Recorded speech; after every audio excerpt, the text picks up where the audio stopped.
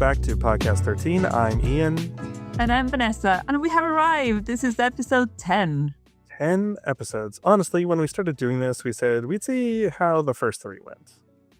And here we are, 10 episodes deep with a properly enormous announcement to mark the occasion.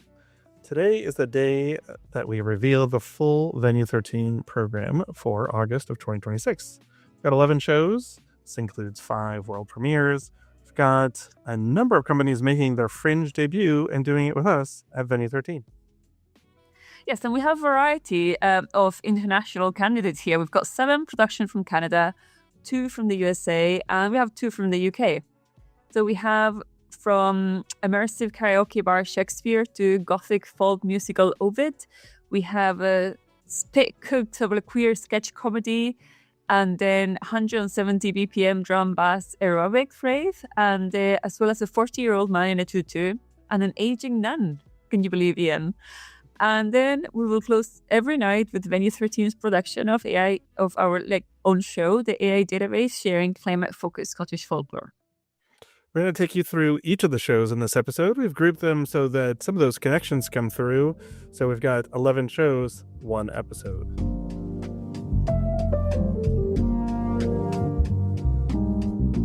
But first, we want to talk about a really important piece of new research that has landed at exactly the right moment for our program. Let's dive in.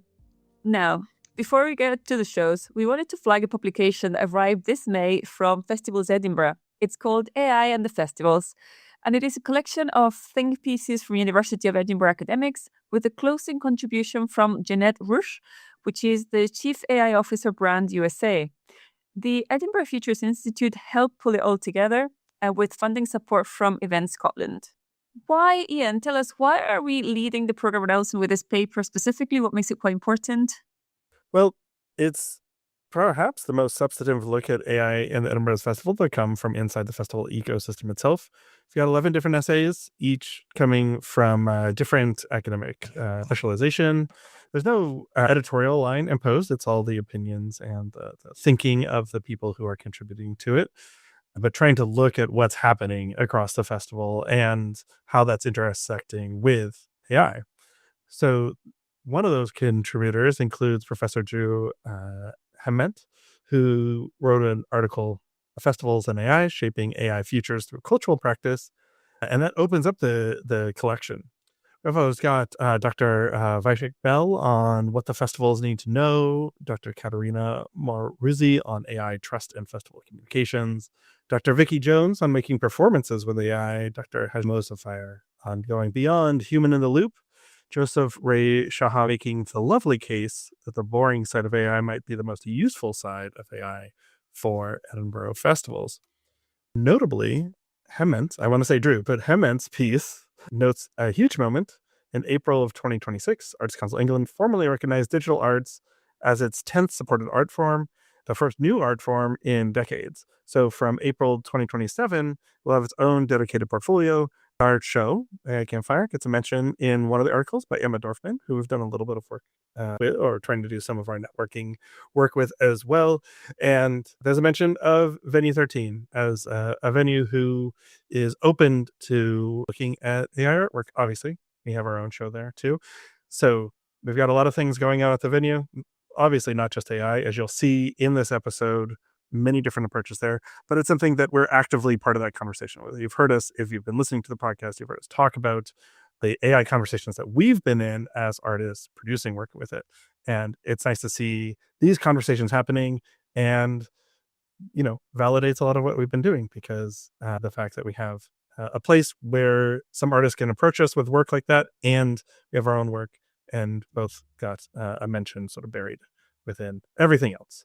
So much longer report, something that you should take a look at. So that's really nice for us to be validated. Vanessa, are there any other aspects of it that stood out to you on reading it? Yeah, absolutely. I know we are very proud to have been mentioned on this. This is like you were mentioning, it's pure research.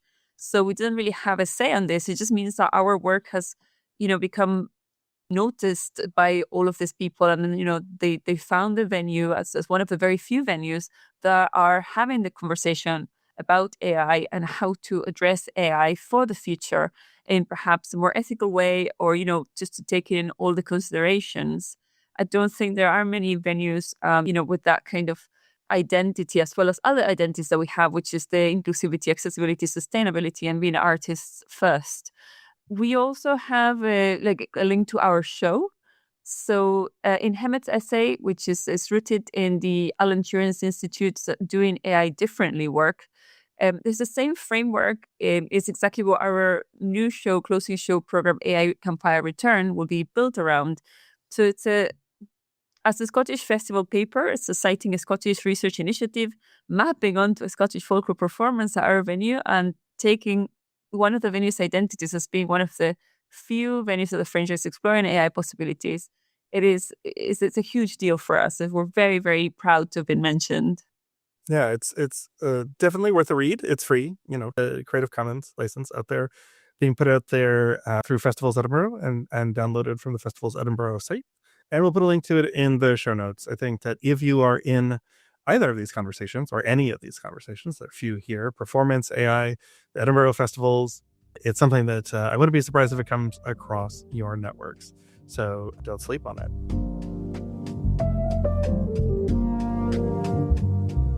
Brilliant. And now to the program itself. We are going to start with two productions that take classical texts and turn them upside down. We're going to call them the reimagined classics. This is, they turn them, they reimagine them in a completely different way. One is a karaoke bar, and the other one is based on, set in the Great Depression. Yeah, so we've got the Edinburgh Fringe debut for Seattle company DACA Theatre. They're going to be doing an immersive karaoke bar, like honky-tonk reimagining of As You Like It, where the Forest of Arden is now at this neon-lit cowboy bar, Western bar. There's going to be a real bar. We're going to have drinks. We're working on lining up exactly what those are. But you're also going to have line dancing shepherds and lovesick cowboys as part of it as well. So introducing that part of it as well. It is Shakespeare dice, As You Like It. The dice part is important here. What that means is that every person in the show has rehearsed every role. And at the top of every performance, the audience rolls dice to randomly decide who's going to play everybody. So you never know when you come in who's going to be Rosalind, who's going to be Orlando, Jacques, the rest of the people in there. So no two performances are ever going to be alike, right? There's also pay what you can ethos as well. So there's on Tuesdays and Wednesdays of their run, they're running from the top of the Fringe on August the 7th until the 23rd. So doing a full 2-week run at the front 2/3 of the festival.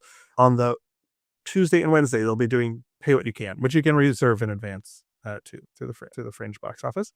And we invite audience to come in, grab a drink, and stay for a bit of two-step.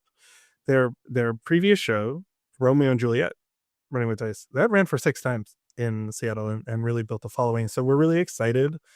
This is the first time that format has left the US, that they're bringing it abroad.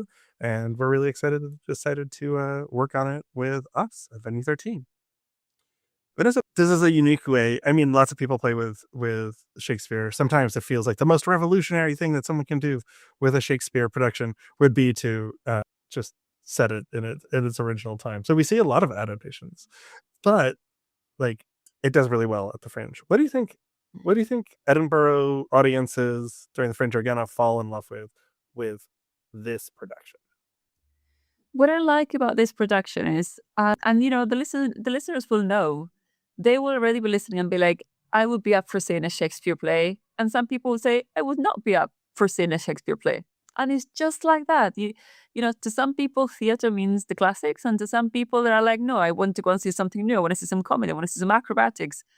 And what I love about this is that it's actually making the classics more accessible, more engaging, more entertaining. And, it's still the classics. And I really appreciate that. It's casting a more inclusive and broad, basically, aspect of this and welcoming new audiences into a genre that maybe they would just skip over. The Fringe itself is a spiritual home of theater that is original, unique, and it's challenging. And it challenges the norm. And I do believe that this company is challenging the norm. and is making it fun, And we can see here that audience participation is actually going to change the show every single night. And I think the important thing is that the compelling case for why the Shakespeare doesn't need a heritage grade interpretation, it will land.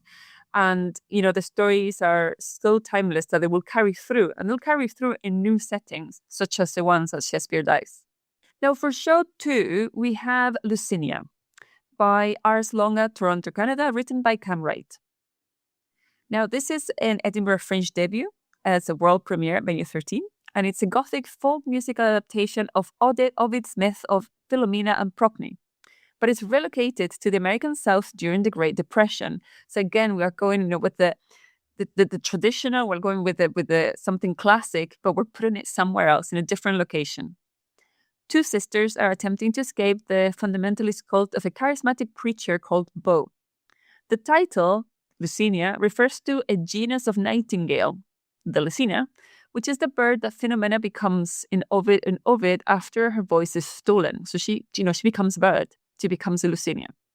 The music braids upbeat folk with Gothic Americana, which is bright, rhythmic, and a little bit uneasy. So it's got that kind of goth undertone to it.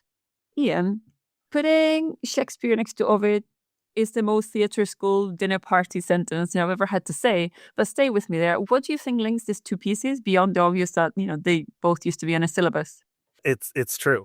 But I think that anybody coming at these is going to come at them and take something very different away than they might have done if they read it in high school or saw a production. 100%. Yeah. Both of these companies are, they're taking something that is classic, like the quote unquote canon, and they're taking that as raw materials, and they are, in both cases, creating something very unique and different with it. Like it is its own show. This is like very much that there's the foundation in that. Those are like timeless storytelling. We see a lot of recurring stories throughout history, but they're doing it in really interesting ways, which I think talk a lot about the context in which they're being presented, like making them contemporary like this, with the flexibility of the Shakespeare Days format and the idea that like anybody could play anybody in here, and those sort of like dynamics of the comedies are ultimately sort of in a lot of theaters about the relationships with each other. So it gives you a chance to like look at those in very different ways. Different people that you don't know who of sort of anybody from that company, and then you're going to put a different read on that. And I think that's really interesting around the way that we talk about just like identity today, right? And the way that we relate to one another within there, with a really and making that really fun as well. So, and then this idea of updating Ovid, right, is similarly about like, I mean, it's more serious as a topic, and it's not randomized dice as well, but this idea of even though we're looking at the Great Depression, and not that I'm gonna like overtly liken it to such, but I think that looking back this last year at like Sinners, there's something about this era, like and this location and this relationship of people and power dynamics that is we're seeing right now here. And I think that both of these companies, they're being really playful and they're doing something interesting with it, but it's not just for the purpose of, they didn't just like pull this out of a hat. The dice might be random for who's playing who, but they are picking shows and picking ways of expressing these shows and conceptualizing them in ways that are getting us to think about what's happening around us now. And, that's, I think, what makes the stories timeless, why we still do study them, and we might read them in either theater school or high school or wherever, is because there's something to take from it. And I'm really excited for how they're updating these, setting them in these places now so that we can see how these stories resonate with audiences today. Thank you. I think that's a really good reflection there. And yes, I'm also very excited to see that. And it's true, you're saying something about the stories that transcend time and transcend place. So yes, this is going to be a very exciting couple of shows to book and keep in your calendar.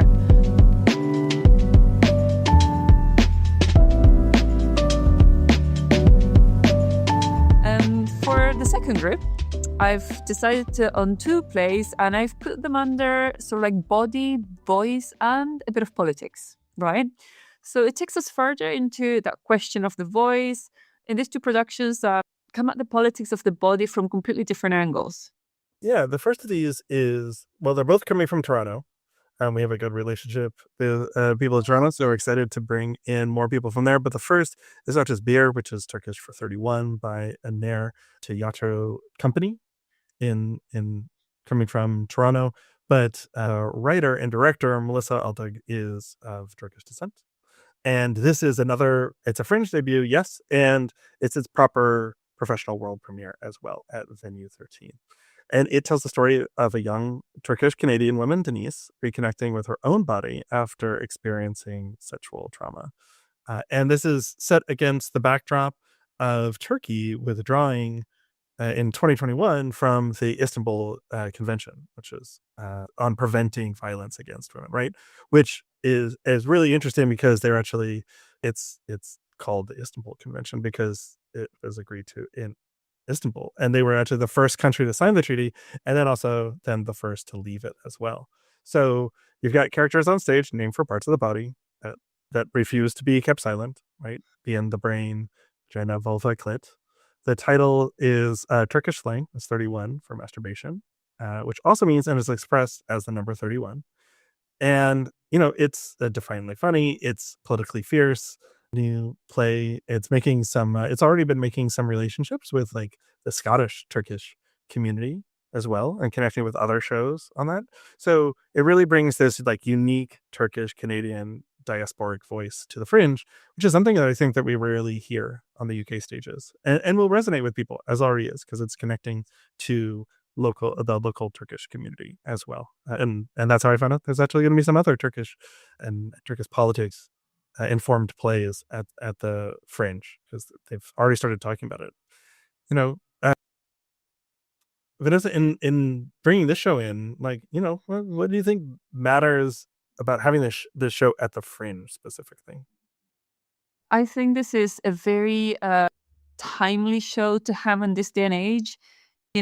For women presenting people, I do believe that we are living in very difficult times, actually, around the world politically, where, all of the rights that we fought so hard for many years, our ancestors and, past generations fought to get, they're being taken away. And they're being taken away in different parts of the world. And, this is going to cause a regression and oppression. And I do believe that more shows like this they're very crucial because the theater is a voice and the voice, brings about action. And I think it's important to Turkish women, to other women, to women from other, basically demographics to know that this is something that's happened. To sign out of a treaty that prevents violence against women, that is outrageous. And it must have brought so much pain and suffering since it's happened. And what else is happening around the world? What other, rights are being taken away, from women, from children, for female presenting people. And it's really important that we stick together, especially at this time, and that we celebrate pieces of work like this and others that are going to come. That reminds us that we're not alone.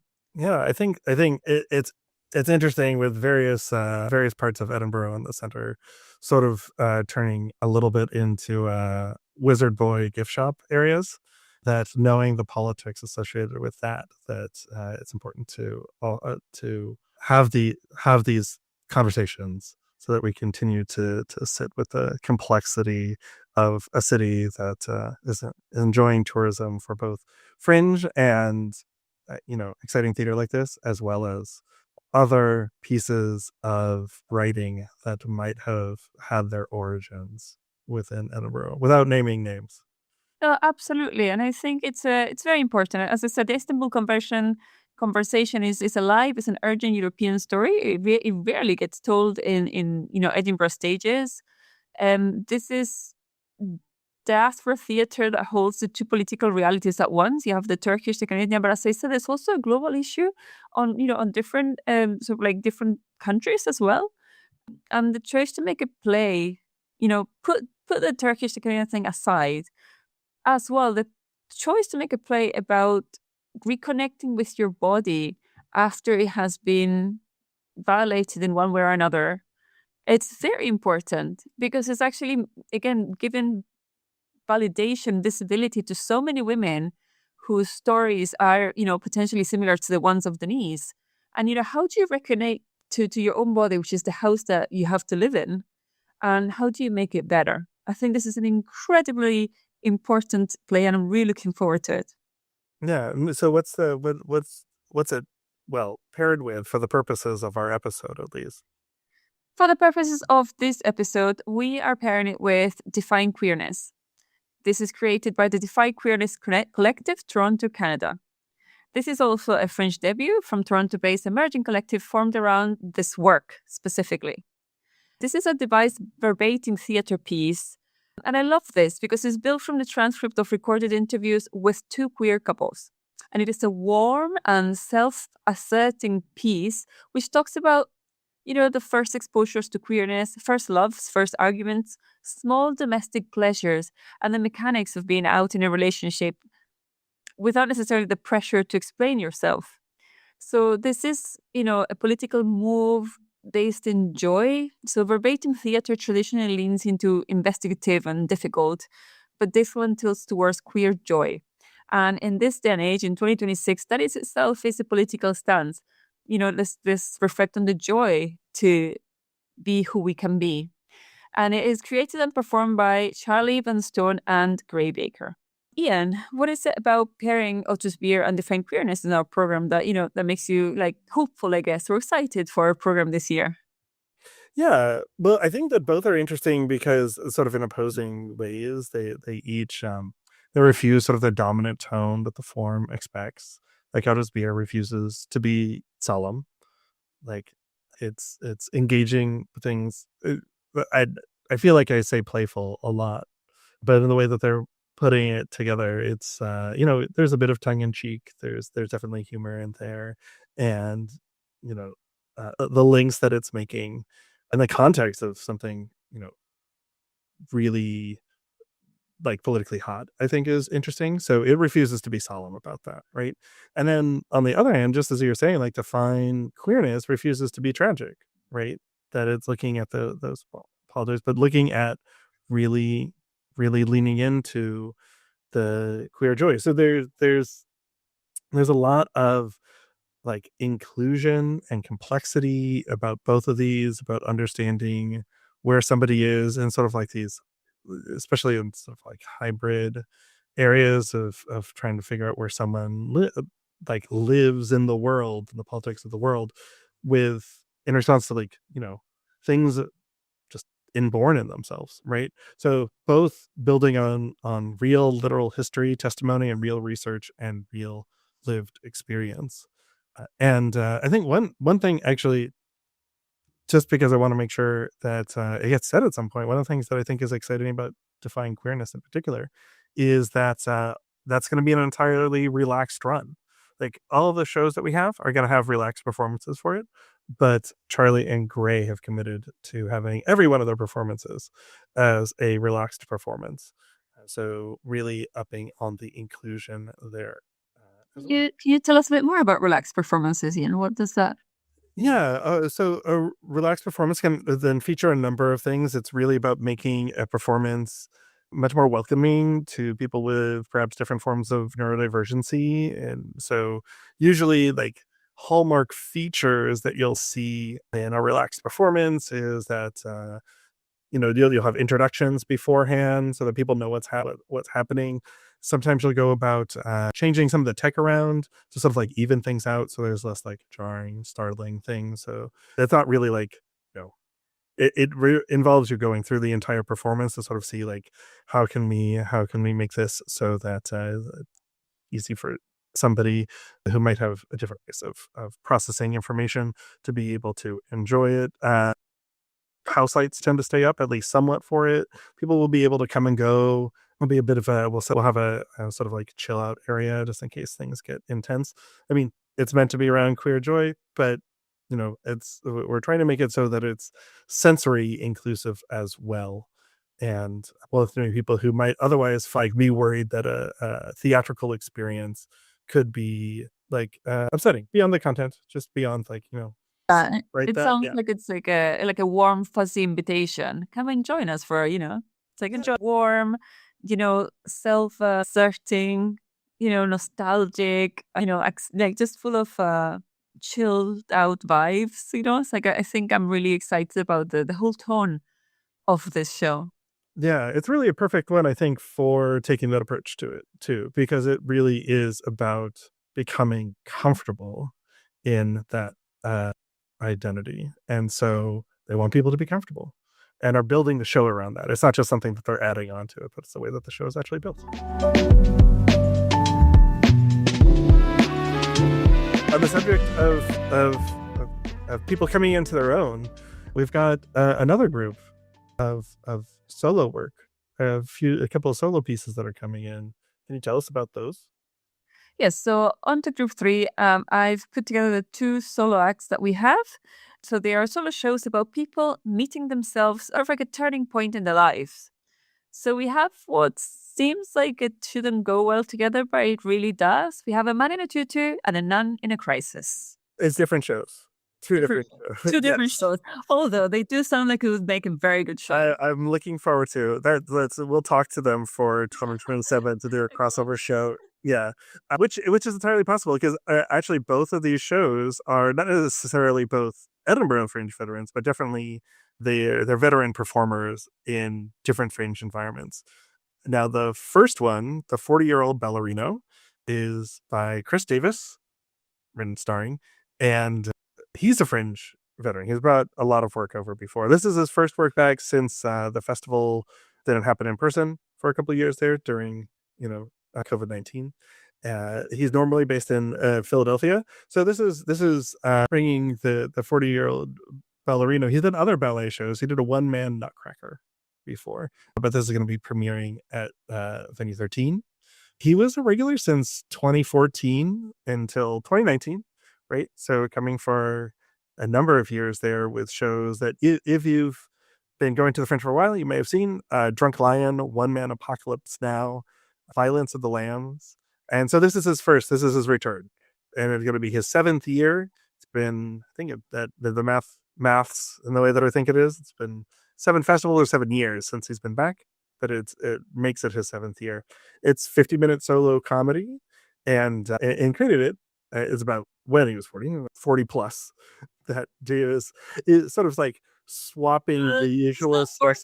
Is he more than 40? He's now more than 40. Yeah, He's about the show. It's about a time of his life, right? So there's a little bit personal of a work too, but he's swapping these usual suspects, like enticing things, drugs, alcohol, Modern Family reruns, toxic tropes from John Cusack movies from the 90s, right? And replacing those with ballet class. So he's using a ballet bar for support and mixing dance and storytelling in a way that he's really talented at doing it. Part of his inspiration comeback was he's been touring this one-man Nutcracker now for a while. And it's really like getting to the heart of that change is always possible, right?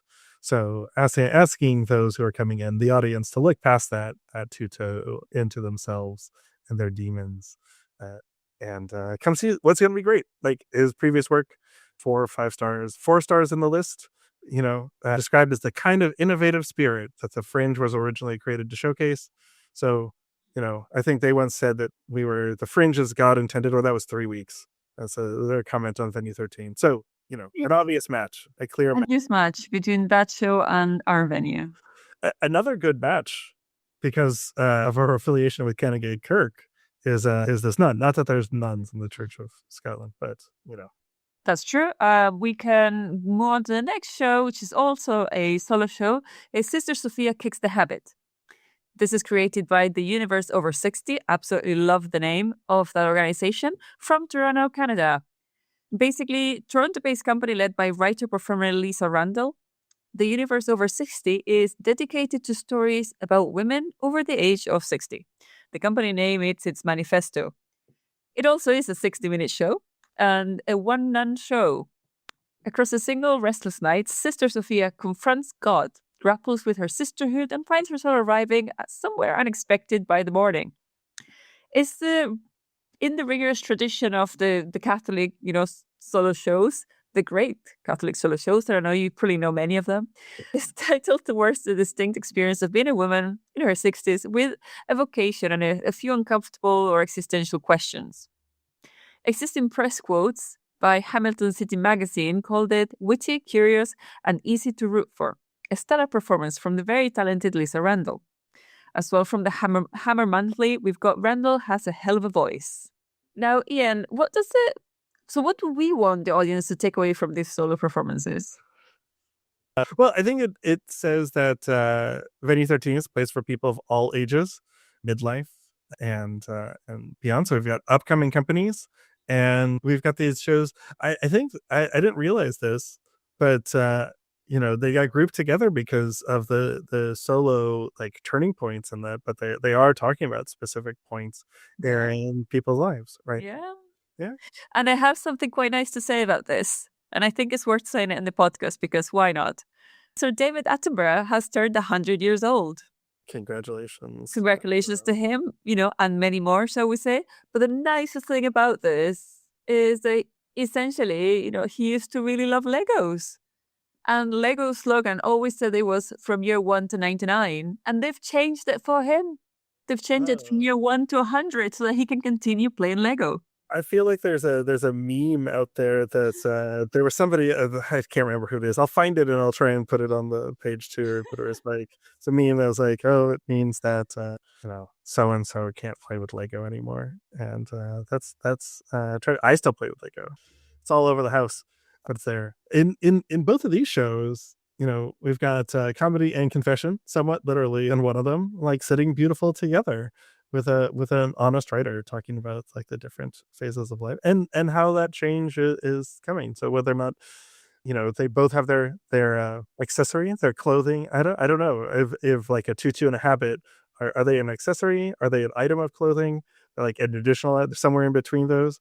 But those are not just costumes for the shows. They're costumes for transformation and commitment to change, which I think it is really saying something for these veteran performers, right? I think we're only going to get quality work that we're going to see with them.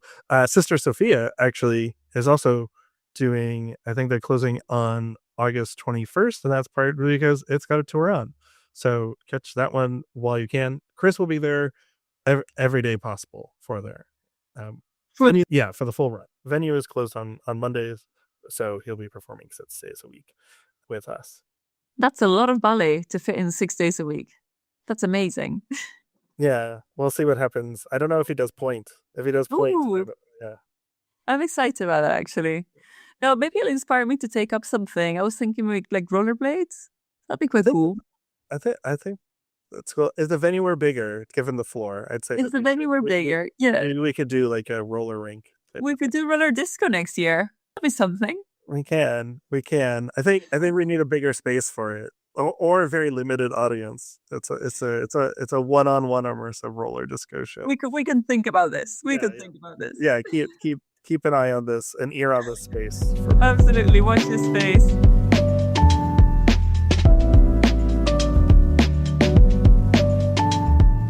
So now for group 4, I've decided to put these 2 shows because they're completely different, but they also count as comedy with an edge.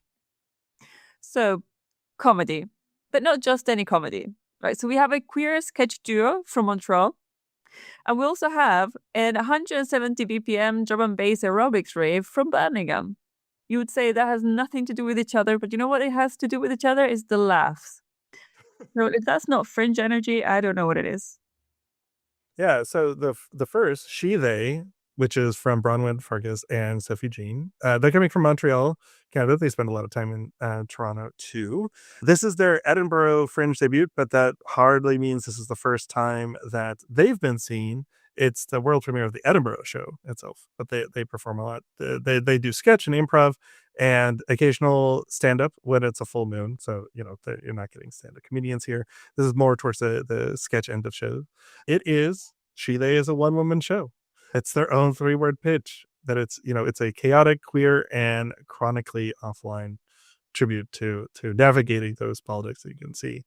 They've spent a lot of time in Montreal, which for comedy fans, you're probably familiar that is a hub for that. So they've had sold out shows at Just for Laughs in Montreal, sort of like some of the top end of the worldwide comedy community.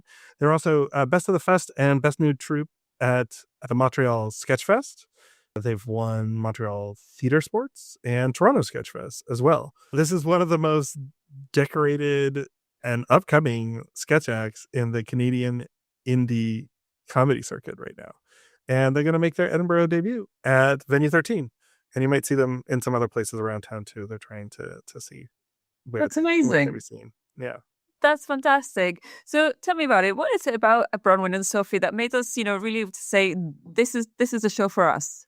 Let's get them on the program. Yeah, I think like they have a very distinct voice. It like feels properly their own. They're not really aping anyone. Like you can tell where the cleverness is just from the title, right? Calling it she, they, one woman, and with that tagline of a one woman show, it's like I'm sold there already, and they really lean into that. So it's queer comedy that is both genuine and hilarious, and coming out of with a pedigree coming out of the Montreal scene, and which is also producing like exciting devised work, and has those storied festivals Just for Laugh and Sketchfest. Like Canadians are funny. Just look at the cast of SNL. Funny, and these two have a very specific view. Yeah, and so I mean that another connection in this grouping of shows is not just the fun, but that you're getting.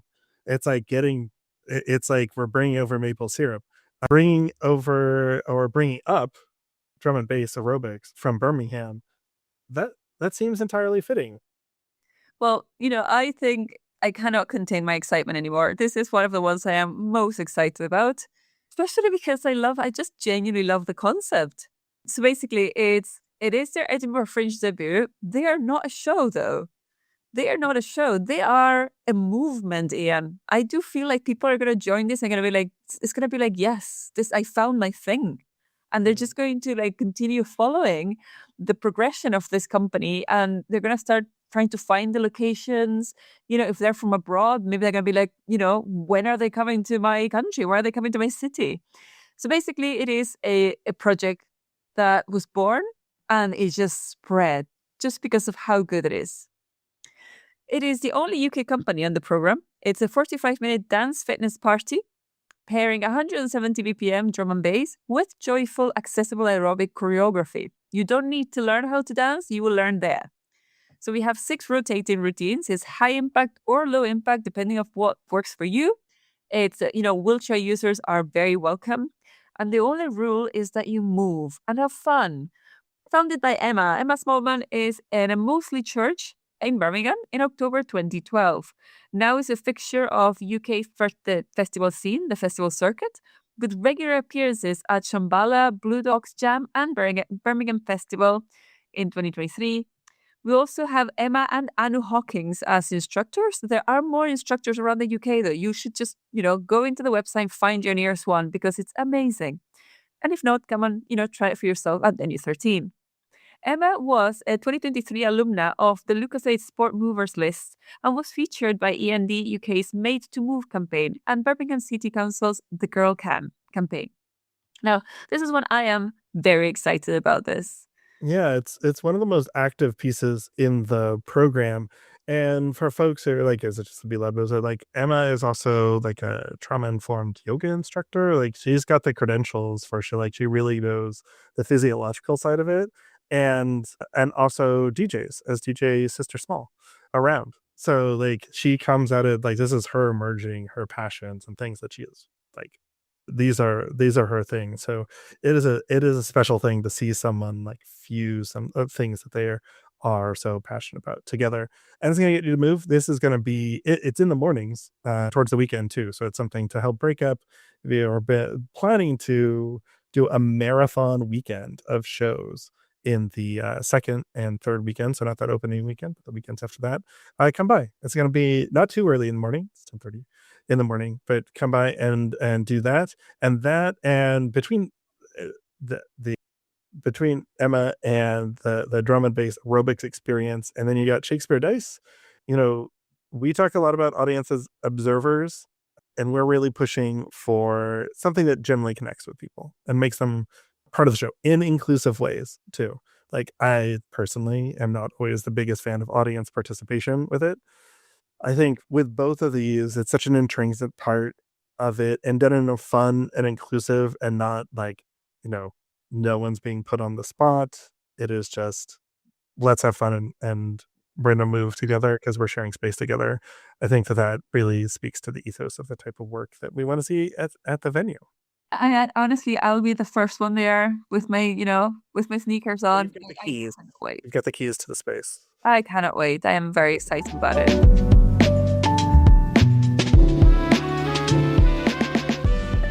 No, so we move on to the next grouping, which I put them, but these two next shows I'm going to talk about, they share this absurdist sort of like theater. They're both Canadian. So two Canadian companies doing absurdist work. It hides serious questions under the surreal surfaces. And I do really want to emphasize that this is quite surreal. So one features two enormous Ontario billboards as characters, and the other features mass creatures at the edge of a small town. So for the first show, we have Wiener Beacon by Sheer Hysterics, Toronto, Canada. It is going to be their Edinburgh Fringe debut, and it's a strange, warm, absurdist comedy drama inspired by two real roadside billboards in Southern Ontario. So for the UK listeners, most of us are, if you drive Highway 401 from Toronto towards Kitchener, the Canadian equivalent of driving from Edinburgh to Glasgow, you will pass two enormous billboards. One is the Schneider's meat brand logo depicting a hot dog, or as the Americans call it, a wiener. This brand is a 19-year-old Canadian institution, and this billboard is looming over this farm field. The other billboard is a plain white one a few kilometers later that reads, Jesus Saves, in black capitals with nothing else. Jesus Saves. Together, they are a Canadian national in-joke. So as playwright Alexa Liberté has turned them into characters. So the story follows Catherine as her car spins out in a snowstorm. So she's launched from her own life into the tumultuous, intimate world of Schneider and Jesus Saves, where they're a couple. So she stays at their house, she eats wieners at their table, she listens to their marital problems. And the question underneath this show is, what does it take for a giver to start taking? Like, on paper, this sounds bonkers. How do you think this is going to work for an Edinburgh audience? But do you know what? Everyone that I've spoken about the audience to the show about, like everyone that I've spoken to, they were like, I really want to see that. And I do believe is that sometimes it takes a little bit of like a mental pictogram to understand an analogy or a story. And I think that this is going to do really well with the audiences, because there is a real human story behind this. So it's exactly the kind of premise that the Fringe was made for. So specific, weird, locally rooted, and it's kind of tender underneath. So what Liberté is doing is what good absurdist writers do, which is using this strange surface to ask a serious question. And in this case, it's about generosity. There's a lot of conversations when I'm talking to, whether or not they're coming to the venue, talking to people who are bringing shows to Edinburgh. And they're always talking about whether or not various elements of their script or that are going to play to an Edinburgh audience, to a UK audience. Like, are brands the same? Are we referring to things? Like, there's cultural differences. There's well, I think it's oftentimes said about the US, but I say we can say North America too, right? It's across those continents, we've got countries separated by a common language, right? Although with Canada, at least, we share the monarchy, right? We don't. This is the weird thing. I don't know if anybody else is going to care about this, but we have the same monarchs, but they are separately the monarchs of each of our countries since I think 1982. Anyway, what I love about, and I'm excited about with Wiener Beacon, is that it is so specific that, like, it totally makes sense. It works to be specific and keep it rooted within that, like, Canadian perspective. as a way of like exporting that and making it interesting to the world. So it's not about like how do we play for this to be how do we play this to be universal. The themes are, but the narrative is very specific, and I think it's going to work. Similarly, and also inspired by, well, not just absurd, except just not on the this is more of an absurdist horror approach, and also specifically like rooted within rural northern Canada, right? Is the gas station at the edge of the universe from Wormwood Theatre, also from Toronto, and also making their Fringe debut. This is going to be a world premiere. It's written by Trinity Technic, and so it has a soft relational center, but ultimately it's a absurdist horror show where Sawyer, who's a recent university grad, is returning home to rural northern Canada and reunites with their childhood best friend Casey. And as soon as they get back, there's these mass creatures that begin appearing at the edge of the known world, and the town sort of slides into something unrecognizable. So it's a tendered two-hander about friendships and then the distance that time puts between us, sort of wearing horror as a skin. I really think that it fits within them. I'm a scaredy cat. I find horror is not usually my genre for movies and that, but I've really been making some effort because it's become, like Weapons did really well this last year, and going back to like, through the appeal work of like Get Out and Nope and Us and things like that, there's some really compelling stories that are coming out of using those sort of genre motifs here. And I think that's true here as well. Yeah, to me, when I read this originally, the first thing that came to mind was a combination of a coming of age film and a personal realization of being someone who has emigrated to somewhere else and then being reunited, with the people back home. Because, whilst you're away, you've changed, you've grown, things happen to you. But then, you could have become this completely different person from the person that's left. But throughout all of this time that you've transformed, the people back home, they haven't seen that transformation. So you could come back and be completely different. Someone could be asking, who's this monster that came back? For good and for bad. And you could get mixed reactions. And the reason why this is also a coming of age to me is because Sawyer, has finished uni, has come back. We don't know if he's going to stay there, is he going to move out? And I believe that the relations that he builds or rebuilds and reconnects when he's back home will be a big deciding factor on what he's going to do with his future. Yeah, I really think that the structure that Trinity has brought into here, and the sort of like this idea of the mask and things on that sort of like edge, and that sort of like getting into that liminal space, is really about, highlights those coming of age anxieties and different relationship anxieties that we have that we can play out through different ways. So interesting to have these emerging Canadian playwrights, young Canadian playwrights with really interesting, confident, distinct voices.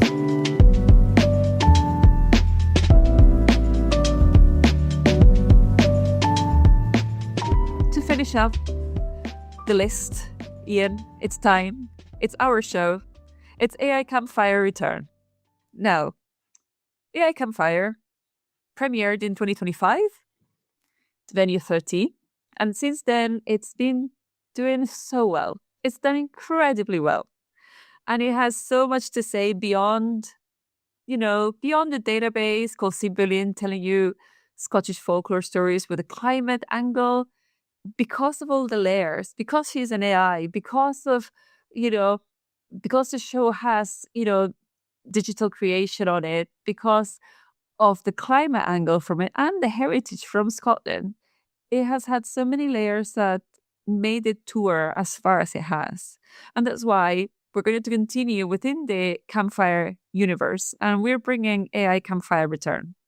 Now, currently in its development and production readiness phase, we're working on it from May to December 2026, and we're going to try and do an early stage showing in August 2026, inviting the audiences into the process.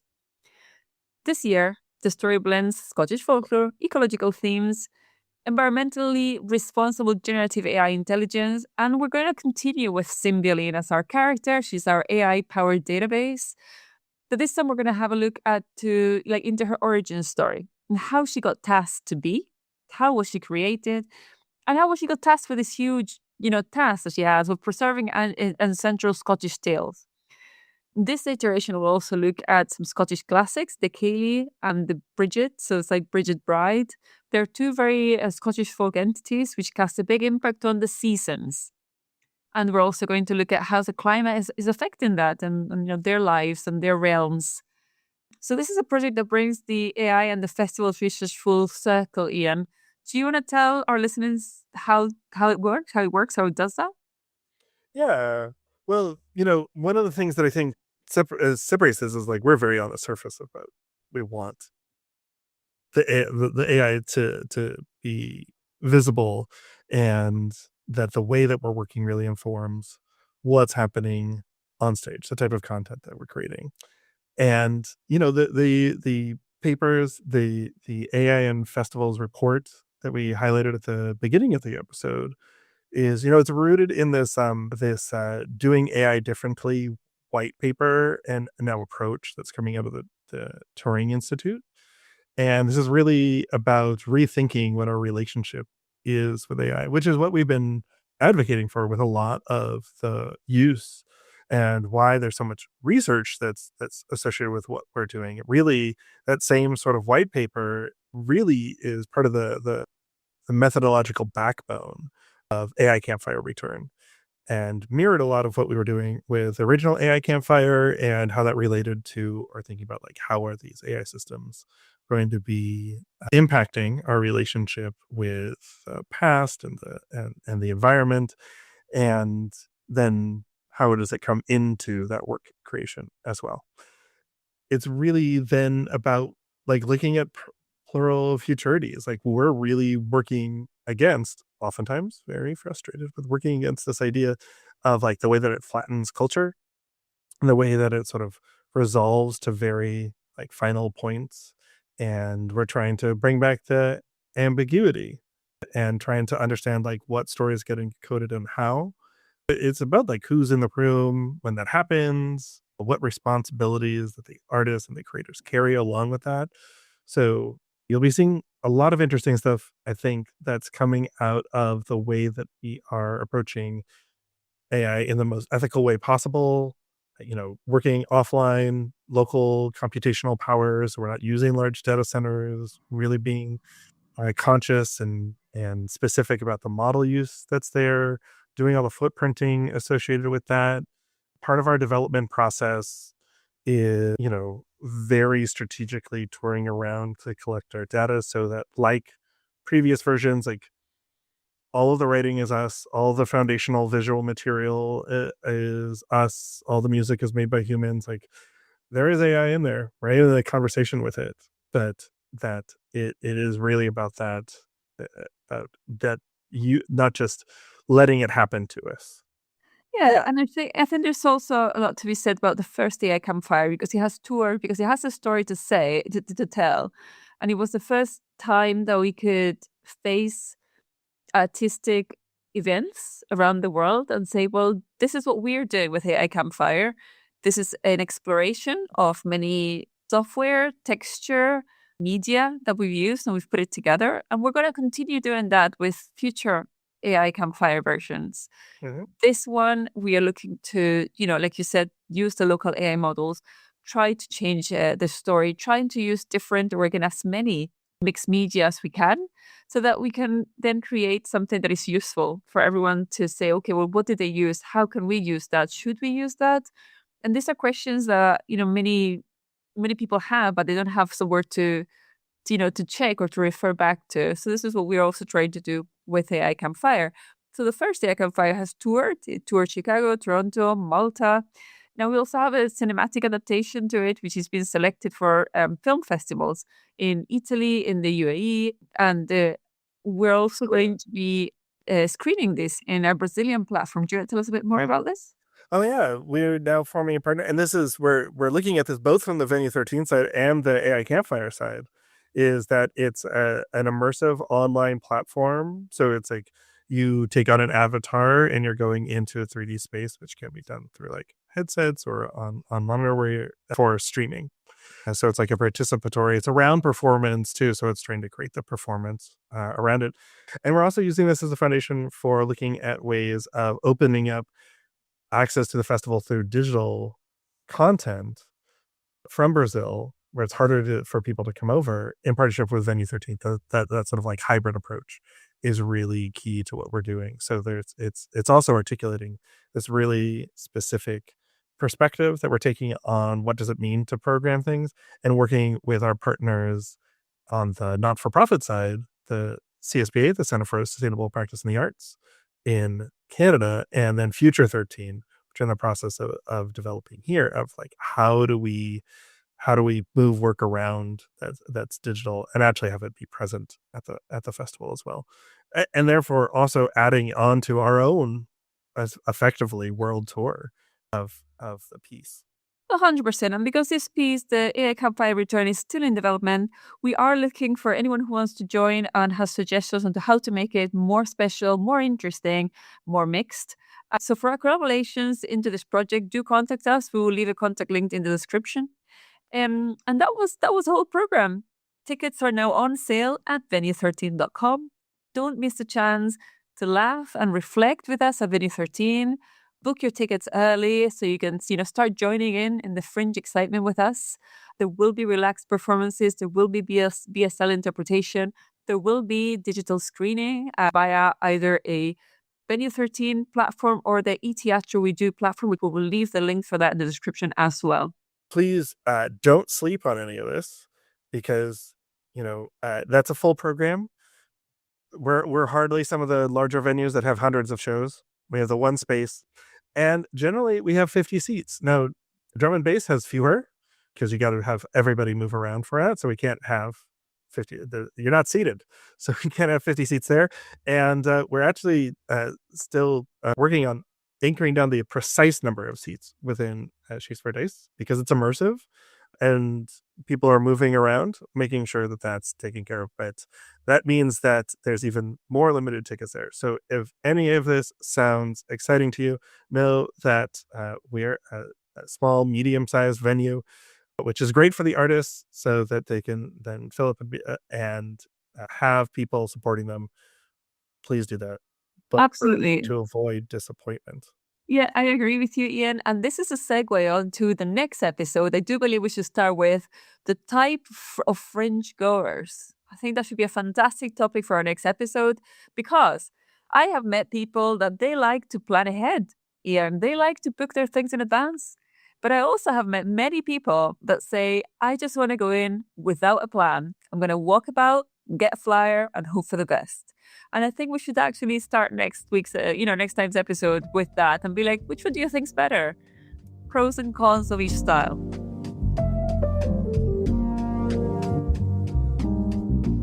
It is time for our regular CCTA segment, which will continue. We're going to start talking to each of the individual shows, so you'll hear more from them.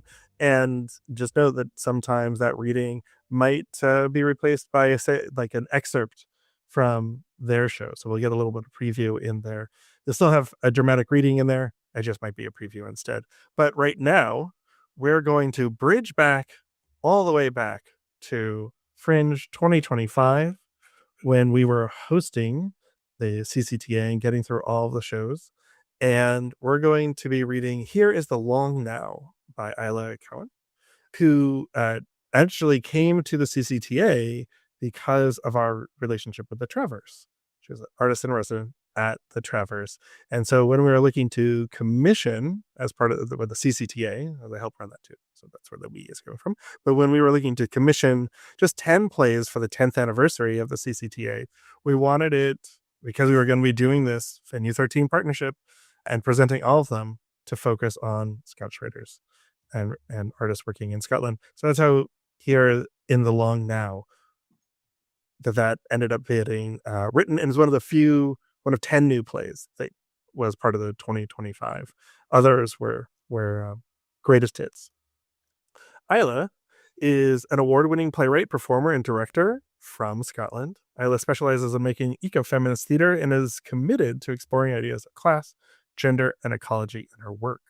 In 2024, I was resident writer at the Tron Theatre in Glasgow and playwright in residence at the Traverse in Edinburgh. Recent plays include All Right Sunshine at the Tron, To Save the Sea with Sleeping Warrior, She-Wolf at Assembly Roxy, and through the Assembly Art Award and Alpine Fellowship Theatre Prize. It's also a Philippa Briganta nominee, To the Bone, and Daphne or Hellfire. In describing Here in the Long Now, Isla says, this play is inspired by the idea of chrono-washing, which has been proposed and developed by academic Michel Bastien and represents a temporal version of greenwashing. Whilst global corporations claim to support long-term planetary scale thinking and sustainability, they engage in business practices that encourage short-term consumerism and rely on fast-paced production processes, both of which result in significant environmental damage, such as plastic waste and pollution. This play dramatizes these tensions of time and responds with a provocation to the audience. So there's a cast, which is not, there's 3 different roles. We're going to play both of them, and they could be played by one or more actor.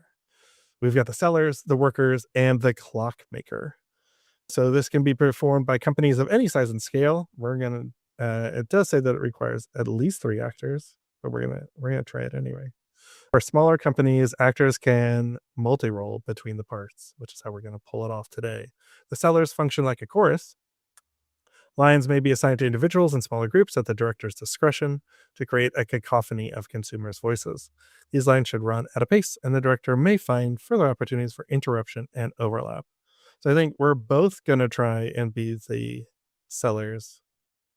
Do you want to be workers or a clockmaker? Oh, we're both reading the sellers together? Yeah, let's try. Okay. Good morning, Susan. Here's your daily recommendations. Hello, Susan. We found some items you might like.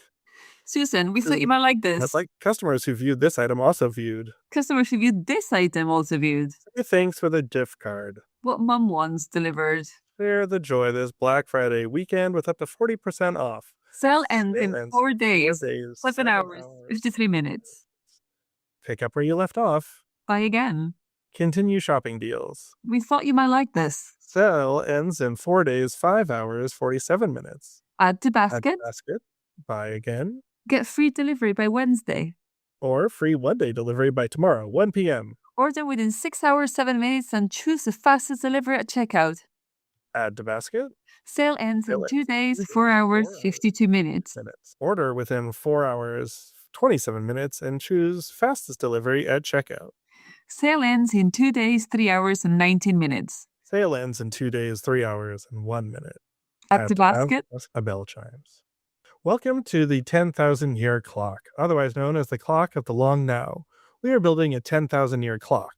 It's a special clock designed to be a symbol, an icon for long-term thinking. It's of monumental scale inside of a mountain in West Texas. The clock that ticks once a year, where the century hand advances once every 100 years, and the cuckoo comes out on the millennium. Their vision was and still is to build a clock that will keep time for the next 10,000 years. As I see it, humans are now technologically advanced enough that we can create not only extraordinary wonders, but also civilization-scale problems. We're likely to need more long-term thinking. A bell chimes. Hi, Susan. We noticed that you added one more item to your shopping basket, but didn't continue to check out.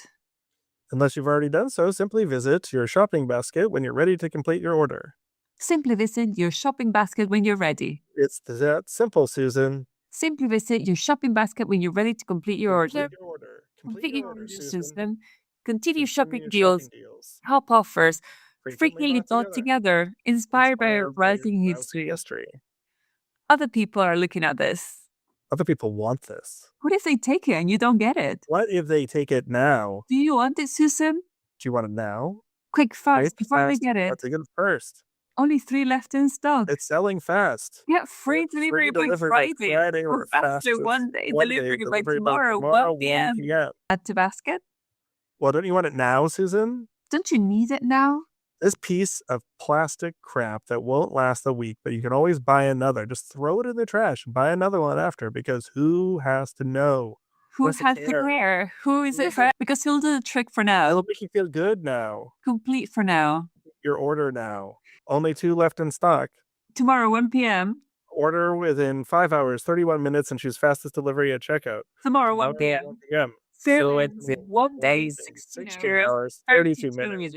Only 1 left in stock. Add to basket. Add to basket.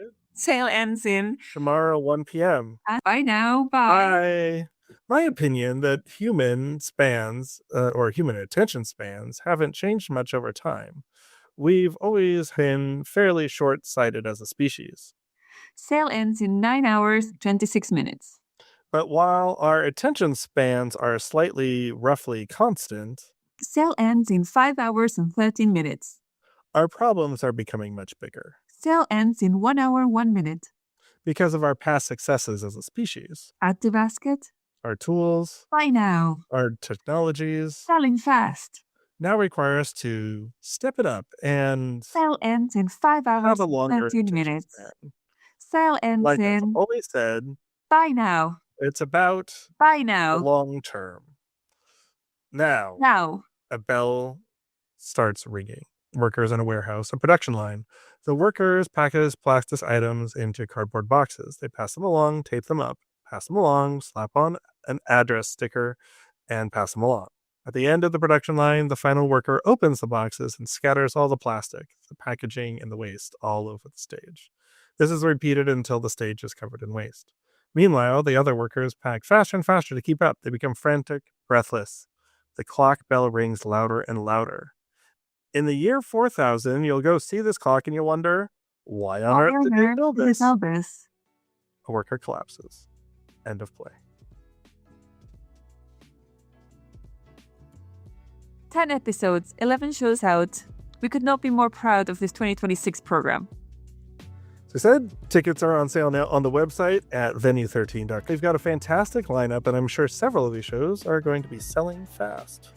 And if any of what we've talked about today resonated with you, please share this episode, share the program, tag the companies, and tell a friend who loves theatre that something special is happening at Venue 13 this August. Thank you for listening. Thank you for sticking with us for 10 episodes. And here's to the next 10. See you next time. Thanks for listening to this week's episode. If you enjoyed the conversation, make sure to hit subscribe so you never miss an update. You can find us wherever you get your podcasts.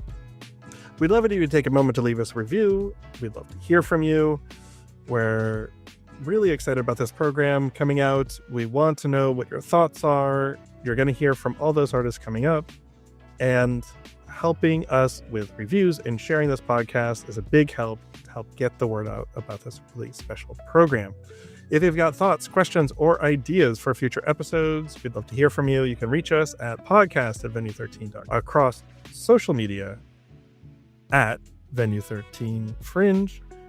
Our back episodes and transcripts can be found on our website under the podcast menu at Venue13. The music you heard today and throughout the episode is by Dusty Ducks, and we license that through Epidemic Sound. This episode's CCTA play was Here in the Long Now by Isla, Cowan. Until next time, thanks for tuning in, and we'll be back with another episode in about a week.